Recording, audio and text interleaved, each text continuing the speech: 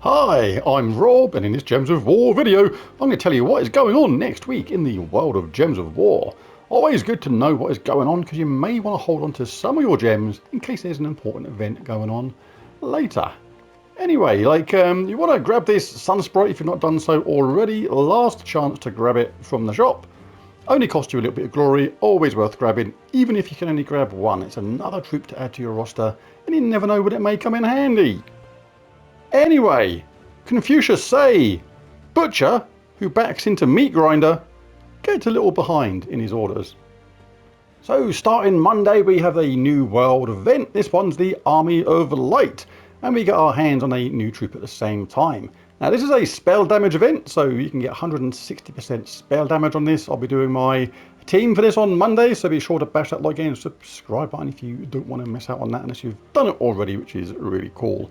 Anyway, this troop, which will be available from the Glory shop, is a epic. It's a Divine Knight, and it's a nothing fantastic spell, but hey, grab it anyway because you never know when they may come in handy.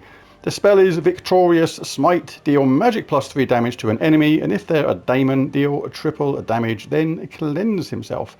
Uses red and yellow, mana cost of 12. The first trait is Revered. All allies gain 2 random skill points.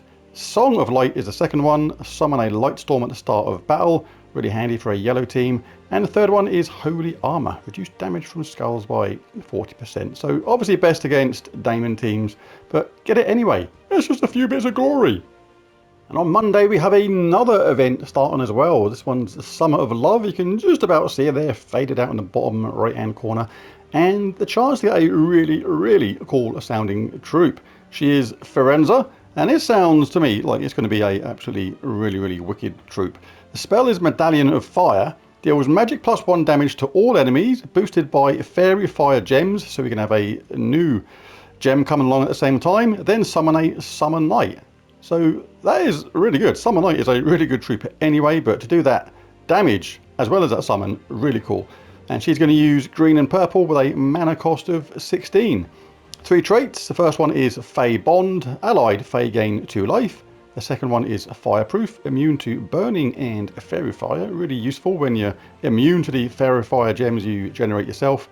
And the third one is Fey Gift. Create 1 fairy fire gem when my turn begins. So really looking forward to this troop on Monday. Also, of course, on Monday we get a new Soulforge. I'll be popping into there, taking a look at all the weapons and all the mythic troops and telling you which ones I think are worth crafting and which ones you should maybe avoid. Also next week is obviously the continuation of the current campaign. Some okay things in the free pass at the top. You get a Book of Deeds, is probably the best thing from there, and some other bits in the rest of it.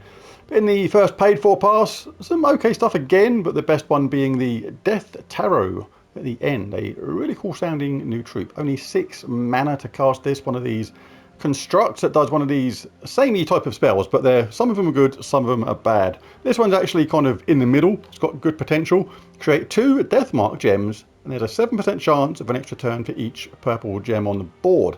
So with a lot of purple on that team, you can create Deathmark gems all over the place, get the enemy in a lot of bother, as well as keep the loop going. At the same time, it has Bad Tarot, which is really good. It inflicts a random status effect on a random enemy when an ally casts a spell. So when you're looping with that, the enemy is just getting tons and tons of negative status effects, which is really cool. The Kingdom of the Week next week is Whitehelm. And you can take advantage of this because when you open your event chests, you can only possibly get troops from that current kingdom. It's currently Bright Forest, that's all this week, but next week it's changing to Whitehelm. So what you can do, you can take a look at your troops. What you're going to want to do is go to the kingdom, change that to Whitehelm in this instance. Go to either unowned, it will show you any unowned troops you're missing, or you can go to show all and apply that filter. And it will show you all the troops from Whitehelm in this instance. And anybody that's greyed out, it means you are missing that troop. So if you're missing a few or just a couple of key troops from Whitehelm, you know you can open your event chest and have a very good chance of getting one of them. And you can take it one stage further as well. See if you're missing any of the mythics, to go to base rarity. It'll show the mythics first. And the mythics from Whitehelm are Guard's Avatar, Nebara and the Arkdeba. On Tuesday, we have a faction assault in the Hall of Guardians. So a chance here to get some more shards, open some more portals, get that horde level up and keep working your way towards getting this delve towards level 500. On Wednesday it's pet rescue time, and this time the peace pigeon needs rescuing. Yellow buff pet from White Helm gives a ×3 bonus to divine at its max level, and pets are actually really important in the game because not only do they give you global bonuses to all your teams basically in the whole game. A lot of people don't realise you don't have to equip a certain pet to gain its bonuses. All these pets, whatever they give, are active all times throughout all your teams. So always good to get these pets to level 20 if you can.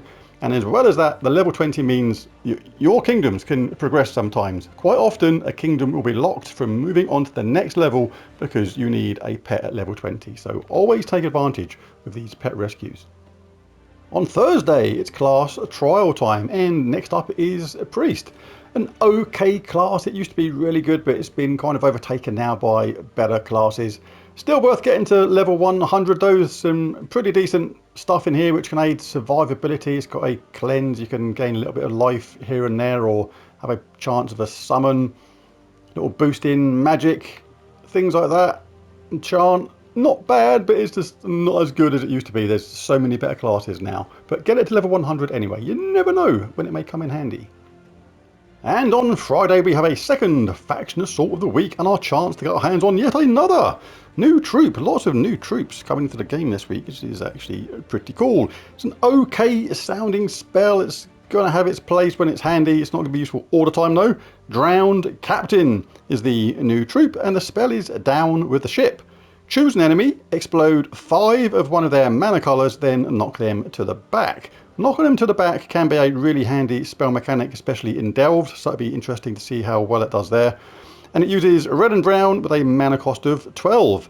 3 traits of course. The first one is Deep Vitality, gain 9 life when attacking Delves. Second trait is Undying, immune to poison, disease, lycanthropy and deathmark. And trait 3 is Song of Bones, summon a bone storm at the start of battle. So obviously you can come in here at the same time and open more shards, get more portals, get that horde level up, and do some more delves on the way to getting this to level 500. When you got all your delves up, you get bonuses to all your troops, which is really important. It just adds more magic, more life, more attack, more everything, and every little bit helps in this game. So don't ignore your delves, crack on with them, slow but surely, and they will all get there in the end. So there it is, there's the spoiler video for PC, mobile, Xbox and PlayStation formats. Everything that's going on in the world of Gems of War next week. Some of them things can change at a moment's notice. It doesn't always happen, in fact it rarely does, but just putting that out just in case. So bash that like and subscribe button if you found the video useful or helpful. It really does help. But most of all, thanks for watching and I'll catch you again next time. Bye for now.